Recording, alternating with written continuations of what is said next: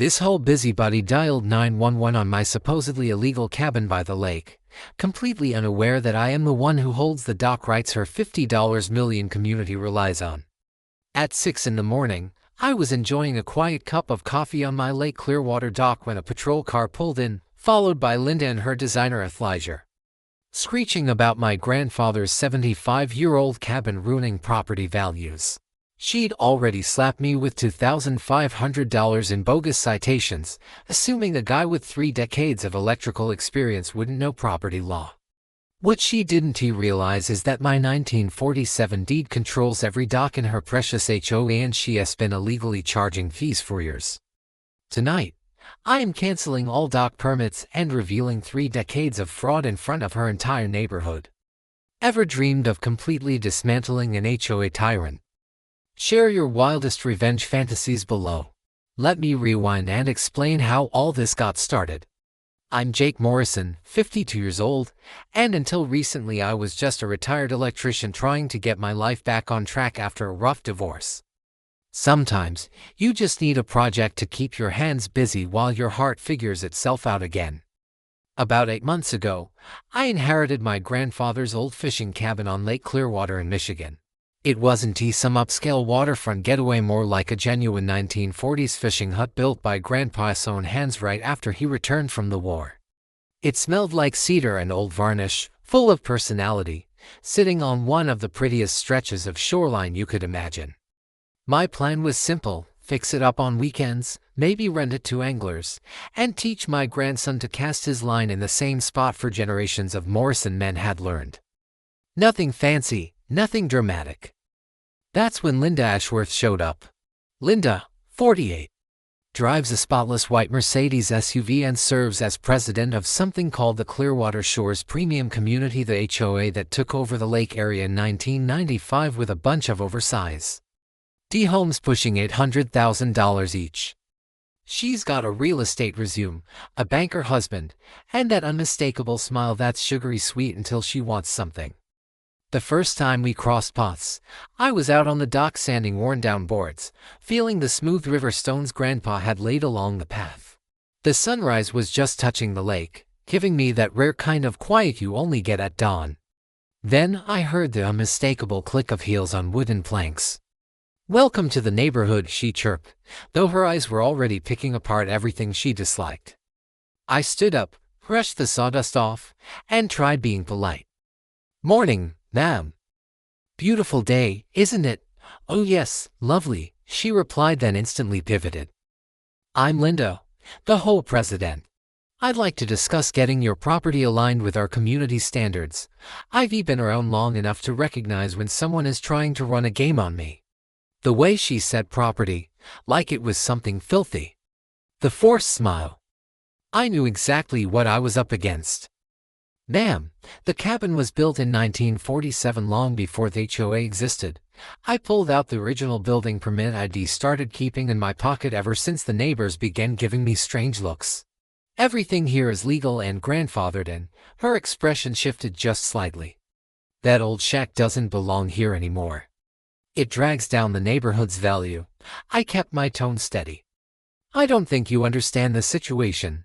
She stepped closer, her expensive perfume mixing with the lake breeze. "Oh, I understand perfectly.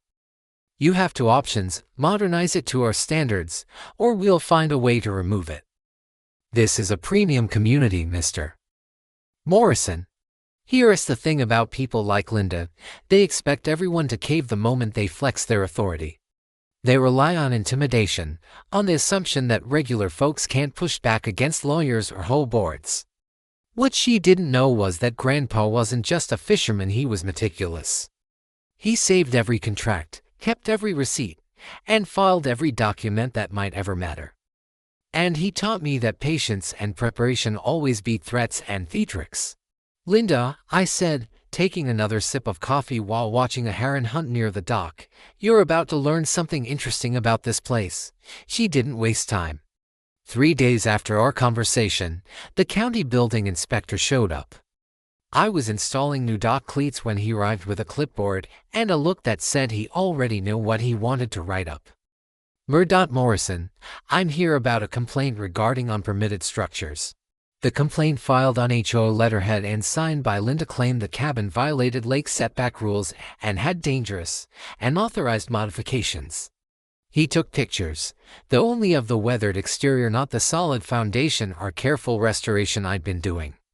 That was her first major mistake.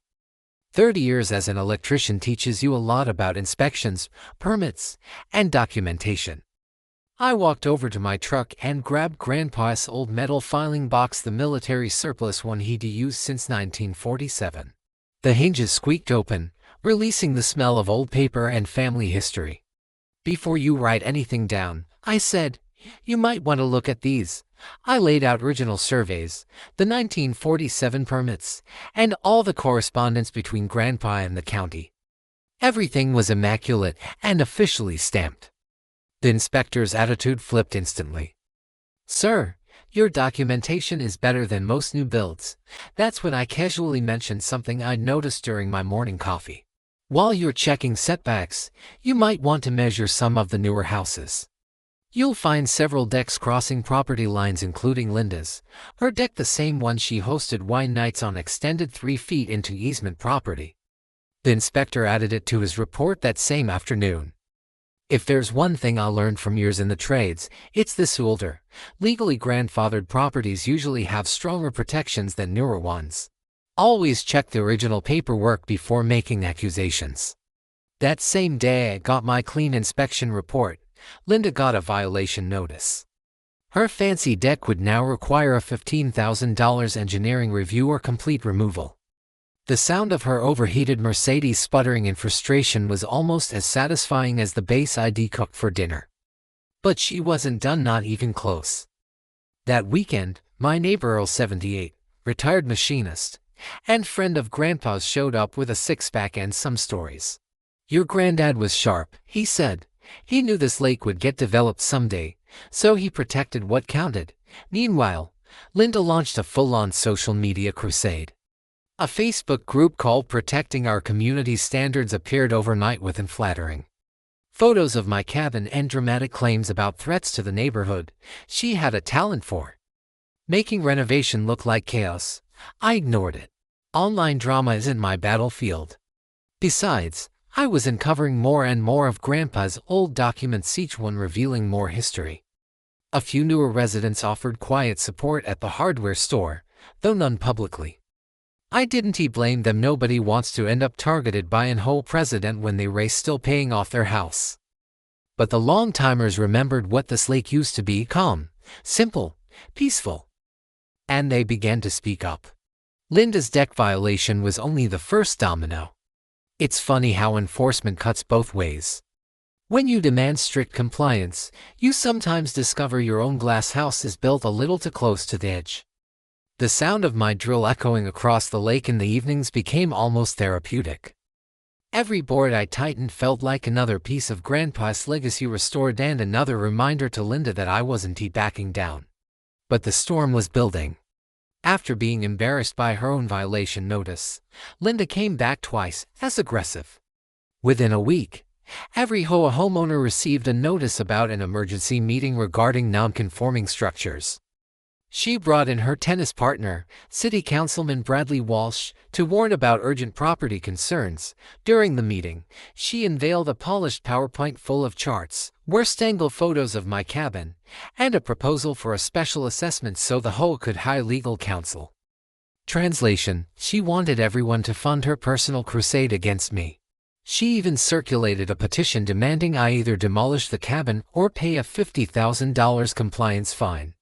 While she was playing politics, I was digging through history. I spent 3 days in the basement records room of the county courthouse sifting through paperwork dating back to the 1920s. The vending machine coffee tasted like burnt plastic, but I barely noticed. What did catch my attention was a specific clause buried deep within the original easement deeds from Grandpa's 1990 for land sale. A clause that made my hands tremble when I found it because it changed everything. Grandpa hadn't merely reserved access to the dock, he had kept ownership of the dock structure itself, granting the developers only the right to use it. Every single boat slip the HOA residents were paying $2,000 a month to rent required written authorization from a Morrison family representative. That representative was me. Linda had been collecting those dock fees without any legal authority for years. Sitting there in that dusty courthouse records room, listening to my footsteps echo down the marble stairwell as I walked out with those documents, I realized I was holding something as powerful as a nuclear warhead disguised as brittle old paper. But I'm not someone who launches missiles without attempting diplomacy first. I set up a meeting with the HOA's attorney, a sharply dressed man in his 50s who probably earned more in an hour than I used to make in a week. I walked into his mahogany-paneled office with a manila folder and a calm expression. "Mr. Morrison, I understand you're having issues with the HOA board," he said. "Not issues," I replied, sliding the easement deed across his polished desk. "Just some clarifications." I watched the color drain from his face as he read the document. Then he read it again. Then he put on his glasses and studied it a third time. "This is airtight. I'm not looking for conflict," I told him truthfully. "I just want to work on my cabin without interference. But you may want to brief Mrs. Ashworth about the dock ownership matter before things escalate." He nodded slowly, no doubt calculating liability risks and billable hours. "I should bring this to the board right away. News moves fast in small towns, especially when it involves lawyers turning pale and frantic phone calls." That evening Earl appeared on my porch with updates from the old-timers' grapevine. "Hardware store fella says Linda tried getting you banned from buying supplies," he said, dropping into his usual chair. "And the marina owner says she's been claiming the docks for insurance purposes." Holding those fragile documents, smelling the old paper scent of consequences, hearing how Linda's carefully curated world was beginning to fracture, everything was building toward something far bigger than either of us expected. Linda's first reaction was flat-out denial. "Old paperwork doesn't override modern property law," she told anyone willing to listen. But privately, according to Earl's sources, she was terrified of the financial liability tied to all the dock fees she'd illegally collected. Here is a lesson I learned that every waterfront homeowner should know: easement and usage rights can supersede HOA authority. Always check the original development agreements before buying lakefront property. By the end of the week, Linda was loudly insisting she'd take the matter to court if needed. Exactly the response I expected. What she still didn't grasp was that I was only warming up, and unlike her posturing, everything on my side was reinforced by decades of careful record-keeping and clear legal precedent. And the dock rights were only the beginning. Her anxiety was becoming obvious, and desperate people tend to make reckless choices. Her next move. She alleged my dock repairs violated historical waterfront protection rules, which was ironic, considering her neighborhood paved over half the natural shoreline to build their boat slips. She lodged a complaint with the state environmental agency, accusing me of making illegal changes that threaten the lake ecosystem. She also pushed the whole board to threaten a lawsuit claiming I was lowering property values, though several board members were clearly uneasy with her increasingly extreme behavior. Then came the rumors. Linda began spreading tales about my suspicious activity at the cabin. According to the town's coffee shop gossip circuit, I was either running an illegal enterprise, hiding assets from my divorce, or my personal favorite, operating a meth lab disguised as a fishing cabin. I handled it the way Grandpa taught me, quietly, with evidence. I photographed and time-stamped every interaction. I recorded every conversation, perfectly legal in Michigan with one-party consent. When tools started disappearing, I installed a security system that could rival a casino's. The environmental inspector was scheduled for a Tuesday morning, and I made sure to greet him with hot coffee and every permit imaginable. "Mr. Morrison, I'm here about possible wetland violations." "Of course, Inspector," I said, handing him a cup. What Linda hadn't bothered to research was that Grandpa filed a voluntary conservation easement in 1952 protecting more shoreline than today's laws even require. The cabin's environmental footprint was smaller than a one-car garage, and every upgrade I made improved water quality by replacing old materials with eco-friendly ones. Meanwhile, The inspector spotted 3 HOA homes that had recently landscaped all the way to the waterline using non-native plants and chemical fertilizers, a clear violation of environmental regulation. When Linda arrived expecting victory, the inspector told her plainly, "Ma'am, your community has the violations, not Mr. Morrison," but the true bombshell came from my security cameras. The first clip showed Linda's teenage son spray painting "Go Home" on my cabin in the middle of the night. The second showed Linda, in dark clothing, removing my property markers. The third clip was the worst, Linda meeting with an unfamiliar man, handing him what appeared to be cash, and pointing toward my cabin. I didn't call the police, at least not yet. Instead, I forwarded all the footage to the HOA's attorney as evidence of ongoing harassment. I let him determine what that meant legally. As the smell of evening campfires drifted across the lake, I installed motion-triggered floodlights around the property. The distant call of loons echoed across the water, a peaceful contrast to the tightening knot of conflict. And while justice was beginning to simmer, so were my alliances. All introduced me to other frustrated HOA members with their own Linda horror stories. The local fishing guide started sending clients my way. Even the county inspector had my back after noticing Linda's history of false complaints. "She's filed 17 complaints in 2 years," he told me off the record. 16 were baseless. We're beginning to flag her calls. Her public relations crusade was unraveling.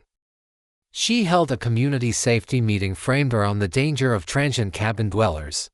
Apparently, owning my property now made me transient. She fed outrageous stories to her book club friend at the local paper.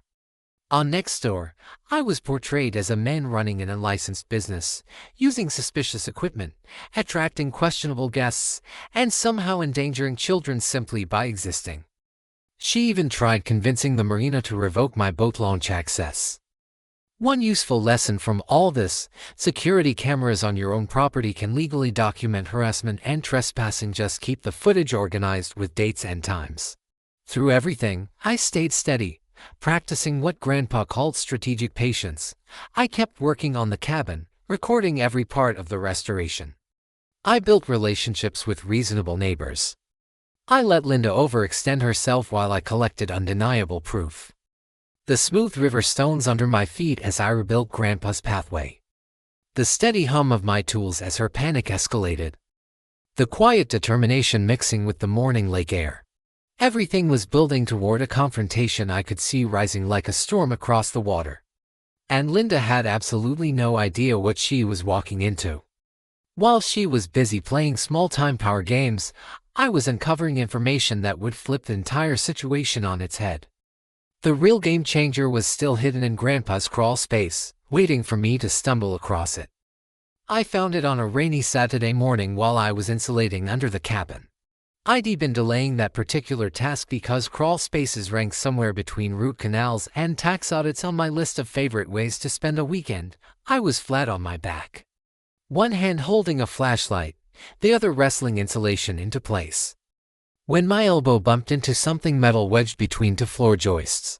With some awkward shuffling and a few choice words, I managed to loosen a second metal box, smaller than the first but just as well preserved. Inside, wrapped in oilcloth like buried treasure, was a document that made me sit up so fast I almost cracked my head on a beam. It was the original 1990 for sale contract between Grandpa and Clearwater Development Corporation. But this wasn't just any contract. It was the master agreement, packed with terms I'd never seen before. My hands literally trembled as I went through the legal wording, and not because the crawl space was cold. Grandpa hadn't just kept ownership of the dock, he had retained approval authority over every water-related permit on the entire lake. Every dock, every seawall, every structure on the water within the HOA's development required written consent from a Morrison heir or designated representative. That would be me. Linda and her neighbors had been relying on invalid permits for 3 decades. I crawled out from under the cabin and sat at Grandpa's old kitchen table, rereading the contract while rain hammered the tin roof overhead. The scale of what I was holding was astonishing. Grandpa had effectively built a legal break on overdevelopment disguised as a straightforward land sale.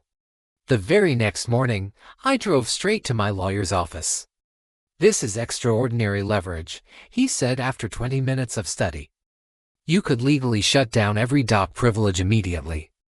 Any property sale dependent on dock access would need your sign-off. You could charge full market rates for dock use at least $4,000 a month per slip." He did some quick math. "Being conservative, your approval rights are worth over $2 million to this community. But here's the thing, pushing the red button would hurt people who hadn't done anything wrong. Retirees who'd scrimped and saved for their lake house. Young couples raising kids. Folks who bought in good faith, believing everything was legitimate. That wasn't justice, that was pure revenge."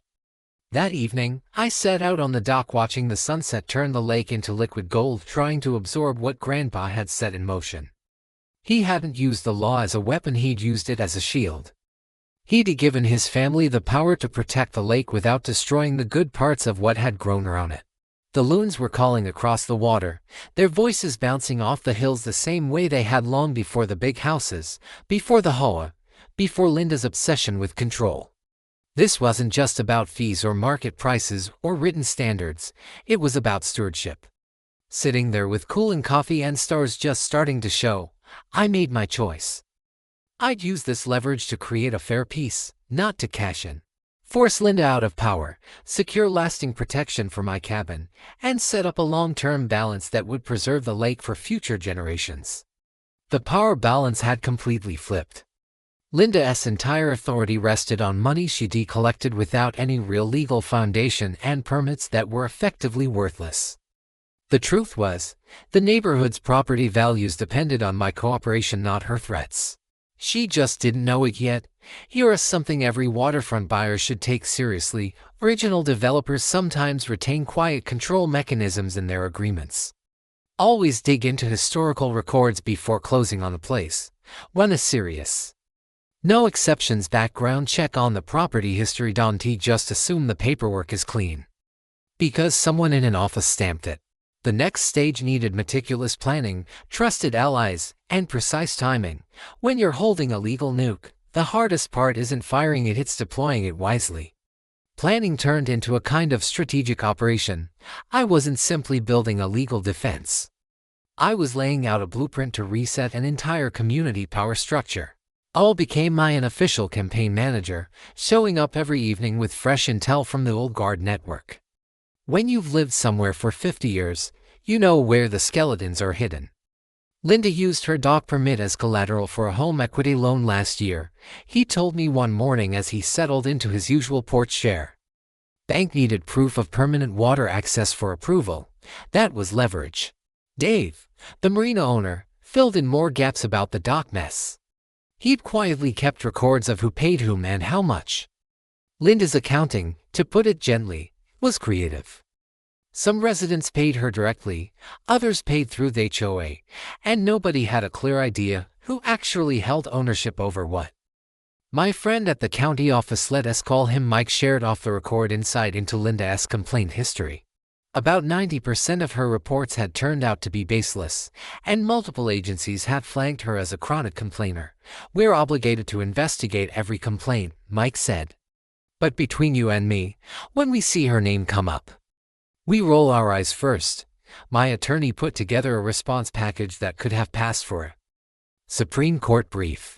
Every threat Linda had made, each false allegation, all the harassment laid out with precise citations and backed by rock-solid historical documentation. The settlement proposal itself was simple and elegant.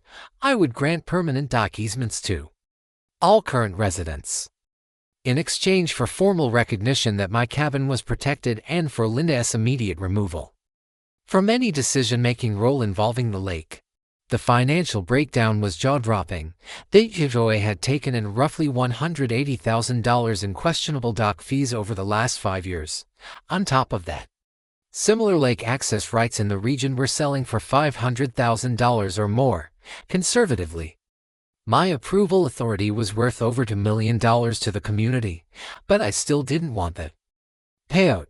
I wanted the principle upheld. The local fishing guides stepped up with statements about the cabin's history and its minimal environmental footprint.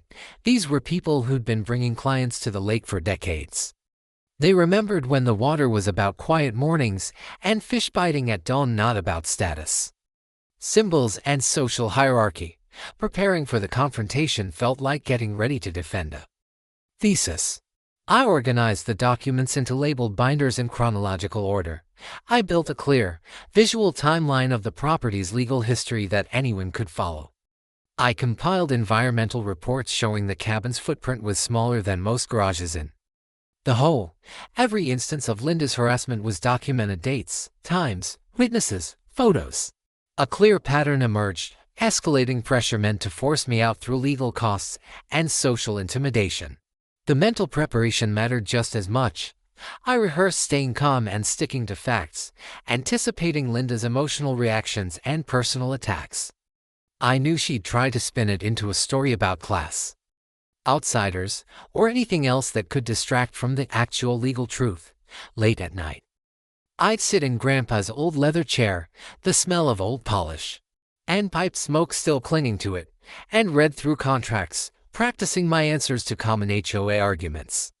The quiet rustle of paper blended with the distant sounds of night birds over the lake. Timing was critical. I knew Linda couldn't resist calling another emergency meeting. It was her favorite move. I'd wait for that moment, show up as just another community member, let her make her speech, and then dismantle each claim, one by one, using evidence she couldn't argue with. The community benefit plan pulled everything together, using the funds Linda had been collecting from dock fees. I drafted a proposal for a lake conservation fund to help everyone, regular water quality testing, invasive species control, a scholarship for local kids pursuing environmental studies. I even drew up designs for upgraded docks that would serve the entire community, while keeping Grandpa's conservation goals intact: modern, eco-friendly materials, safer design, and better accessibility for older residents. Here are some key takeaways for anyone in a similar situation. Property research. County records can reveal old easements and rights that override more recent developments. Document protection. Keep crucial paperwork in fireproof, waterproof storage. Old documents can become powerful legal tools. Legal leverage. Sometimes the best defenses realizing you don't need to defend at all. You are the one holding all the cards. The taste of morning coffee mixed with the quiet satisfaction of having everything meticulously prepared. The feel of organized binders in my hands, knowing that this time the truth and the paperwork were on my side. There's a certain rhythm to a plan falling into place, steady and predictable, like waves lapping against the shoreline. And I was more than prepared for whatever Linda planned to throw my way. When you've got both the moral advantage and the legal edge, patience becomes your sharpest tool. Linda's panic peaked once she realized I'd retained an attorney. Her informants in the old-timer circle weren't nearly as loyal as she assumed, but eventually word reached her that I wasn't just defending anymore, I was going on offense. Her reaction was immediate and explosive. She rushed an emergency whole board meeting to approve a $100,000 legal defense fund, to be paid through a special assessment that forced each homeowner to fork over $3,000 for what she dramatically framed as protecting the community from frivolous lawsuits. Her fear-mongering was expertly crafted. That cabin owner could tank our property values, she warned everyone who would listen. If we don't unite, he'll drag us all into bankruptcy with endless litigation. 3 residents received notices that very week demanding immediate payment, with threats of property liens if they didn't comply. That was the moment Linda crossed a line she couldn't step back from. Meanwhile, my security cameras were recording behavior that could make a prosecutor grin. First, Linda's landscaper, whom I later learned she paid under the table, was caught on camera dumping yard debris and construction trash near my property around midnight. The footage showed everything: his vehicle, his face, even the timestamp. When I called him the next morning, he panicked instantly. "That lady gave me $200 to make it look like garbage was piling up at your place," he confessed. Said it was for insurance reasons.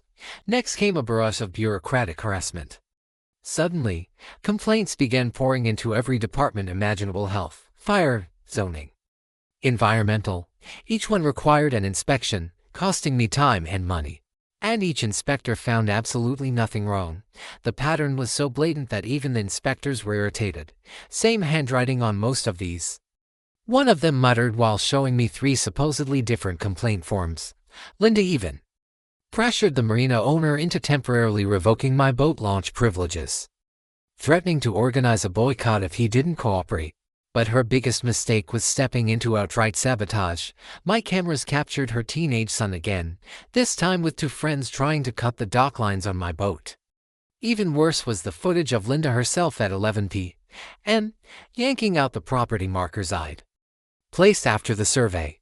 The most damning clip showed her meeting with an unfamiliar man, handing him cash, and gesturing toward my cabin with motions that looked unmistakably threatening. I didn't call the police right away. Instead, I handed the evidence to the HOA attorney as proof of escalating harassment, his face drained of color watching Linda destroy property markers on camera. Mr. Morrison, I need to strongly advise my client to cease all contact with you or your property immediately, but Linda wasn't in any state to take advice. She'd reached the point where pride and panic drown out rational thought. She organized something she called a community safety patrol, the band of volunteers who followed me around the lake, snapping photos of me behaving suspiciously. Suspicious behavior like fishing, repairing my dock, or drinking morning coffee on my own porch. The harassment became so blatant she even attempted to file a restraining order, claiming I had threatened her during a run-in at the grocery store.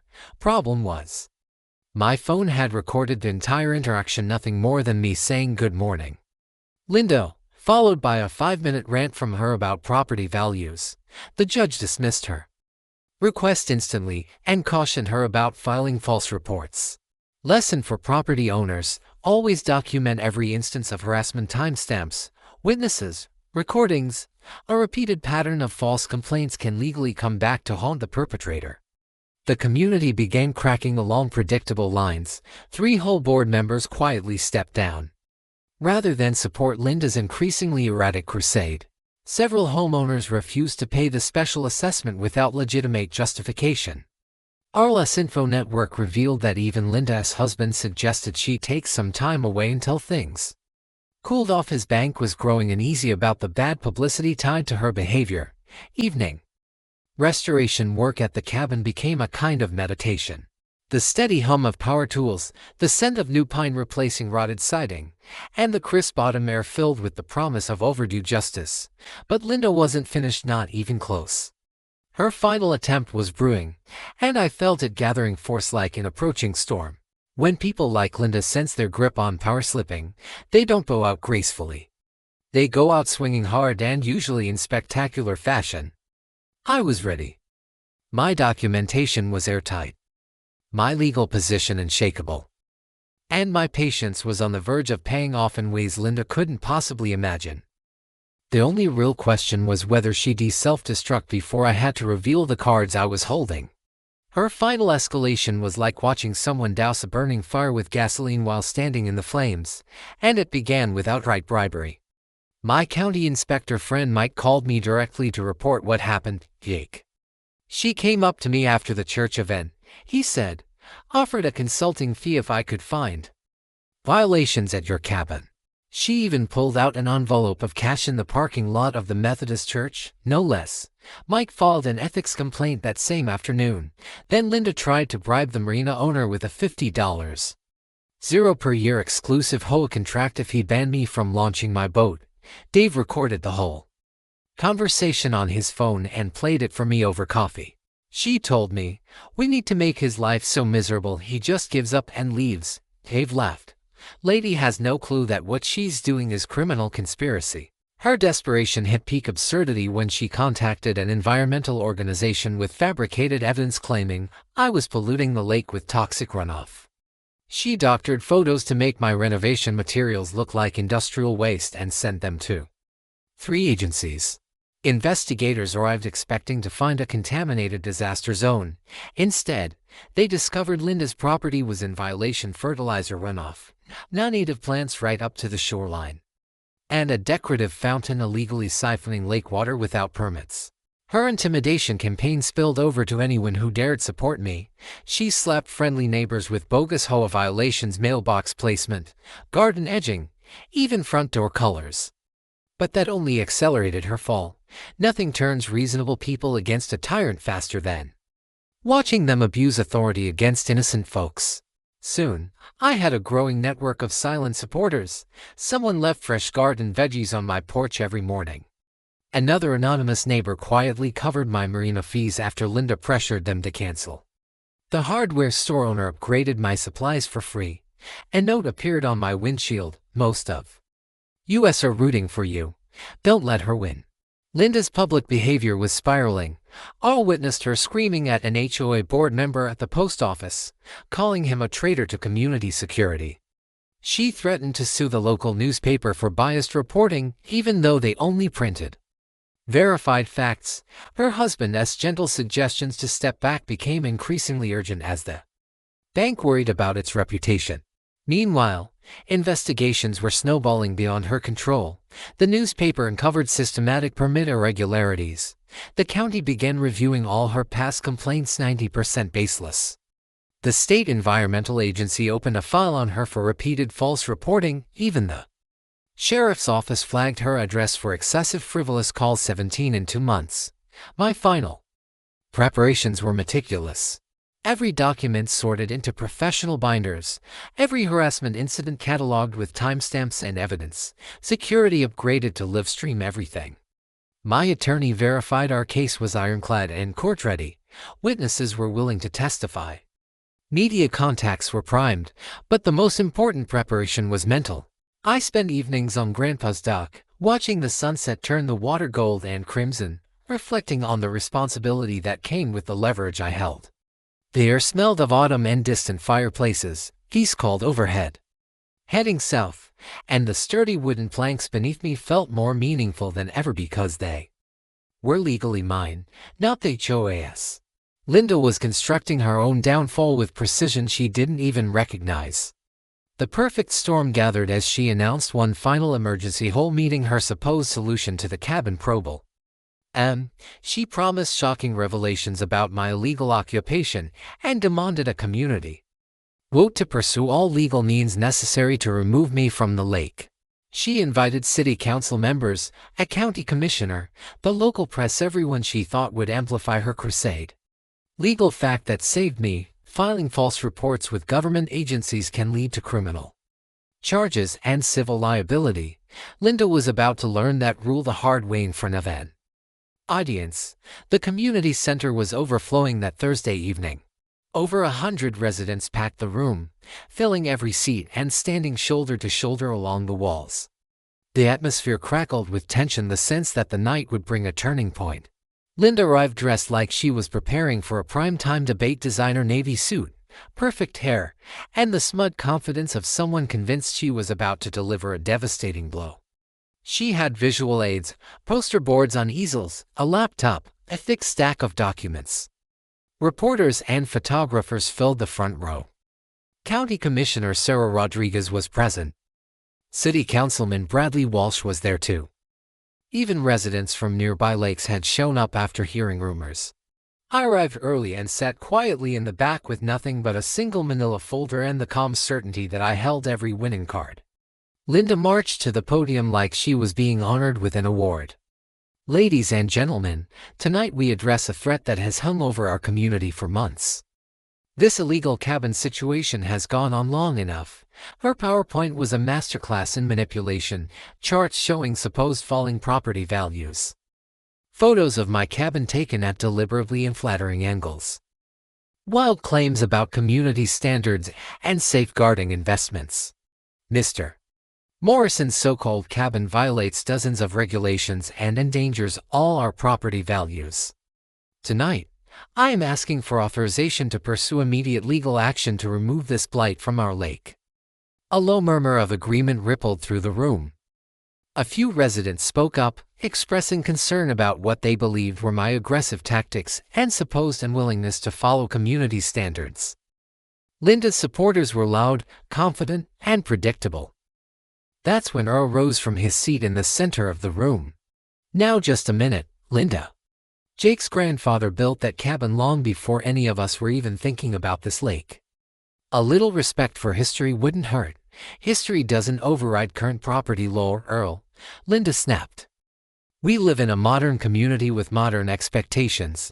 Then County Commissioner Rodriguez asked the question that shifted the entire meeting. Mr.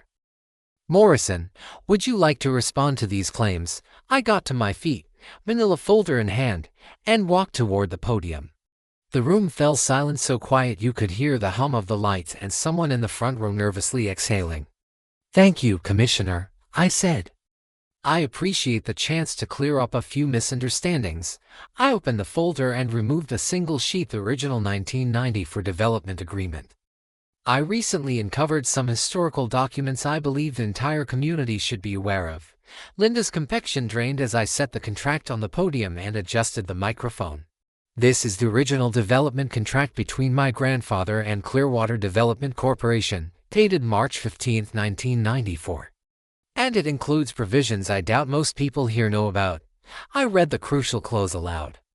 Slow and steady, the Morrison family retains ownership and approval authority over all lake access structures, including but not limited to docks, slips, and water permits within the development boundaries.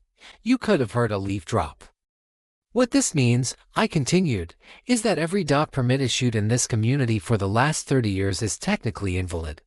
Every rental fee, every dock charge, every water access right, every single one requires written authorization from the Morrison family designate. I paused. That would be me. Linda exploded out of her chair. Those documents are fake. This is fraud. Commissioner, arrest him right now. Commissioner Rodriguez studied the contract with the calm focus of someone accustomed to evaluating legal paperwork. Morrison, she said after a long moment, this appears to be genuine. The seals and signatures check out. They are genuine, I replied evenly. And I'm not here to hurt anyone. I'm not here to take anything away either. In fact, I pulled out a second document. I've drafted an easement agreement granting permanent dock rights to all current residents. I held it up. My only requirements are peaceful coexistence and an end to the harassment I've endured. ID also suggests that dock fees be redirected to a community conservation fund for the lake. Linda's meltdown was dramatic enough for reality TV. She screamed accusations at me, at the commissioner, at the reporter, and even at her own allies. This is a setup. He forged everything. Someone paid him to destroy our community. Security escorted her out while she shouted about lawsuits and conspiracies, shrieking that people like him don't belong in communities like ours. Her husband trailed behind her, apologizing profusely to anyone within 5 feet. The community's reaction was immediate and astonishing. Residents lined up to shake my hand and apologize. HOA board members openly discussed removing Linda from leadership. The reporter interviewed me about my restraint and generosity. I'm here for healing and cooperation, I told her. Not revenge, aftermath. What followed happened faster than a thaw in early Michigan spring. At an emergency HOA meeting 3 days later, Linda's resignation was accepted unanimously. Margaret Chen, a retired teacher and newly elected HOA president, issued a formal apology for what she called months of avoidable conflict and harassment. Within a week, I had signed permanent easement agreements for every dock slip in the neighborhood. The legitimate dock fees, roughly $180,000, were transferred to the brand new Lake Clearwater Conservation Fund. By then, Linda's consequences were snowballing. The county ethics probe hit her with a $5,000 fine for attempting to bribe a public official.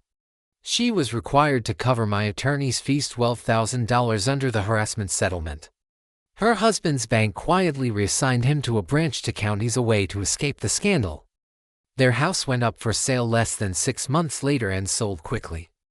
In a small community, you can only make so many enemies before starting over sounds appealing. But this story isn't truly about Linda's downfall. It's about what happened afterward. Rebuilding the community. The first annual Grandfather Morrison Lake Cleanup Day drew more than 50 volunteers.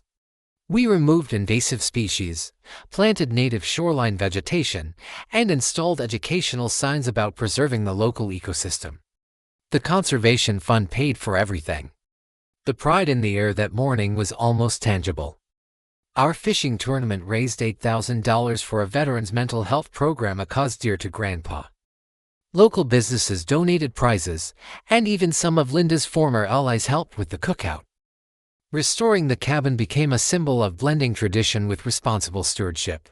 I used sustainable materials and old-school craftsmanship, creating a lakeside retreat that looked like it had always belonged there. The cedar scent, the early calls of the loons, the feel of sturdy wood under my palms, it was exactly what Grandpa would have wanted. The conservation work even attracted statewide notice. Our water quality initiative won an Environmental Stewardship Award, and the lake became a model other communities started studying. Waterfront groups from nearby counties began reaching out to ask how we balance development with preservation. Personal healing. And on a personal note, something unexpected happened. My ex-wife contacted me after reading about the dispute in the paper.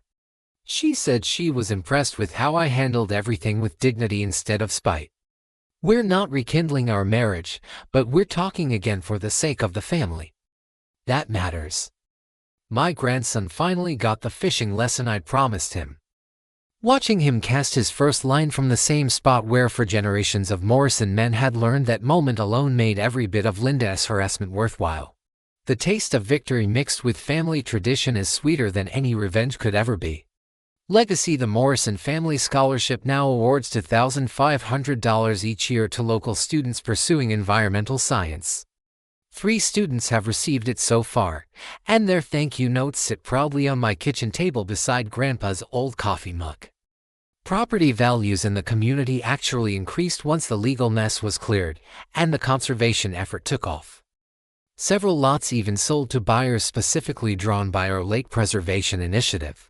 The marina saw a 15% business boost from the positive attention and new fishing tourism. Sometimes I sit on the dock at sunset, the water turning golden beneath me, feeling Grandpa's presence in the breeze. And I realize something: standing up for your principles doesn't just protect your rights. It strengthens the whole community when people see that bullies don't have to win. The old-timers still drop by for coffee. Earl, especially, has become something of a local legend, always ready to tell newcomers about how patience and preparation always outmatch intimidation. And here's the part that never fails to make me grin. Just last month, someone from the next county contacted me. Turns out their HOA president has been collecting fees for permits she doesn't actually control. Funny how these situations repeat themselves. Some people never learn. Drop a comment below about your worst HOA nightmare. I read every single one, and some are downright unbelievable. And if you like this story of pushing back against petty tyrants, hit that subscribe button. Next week, a tale involves an HOA president who tried to foreclose on a disabled veteran's home, and learned why you never mess with someone trained in explosives.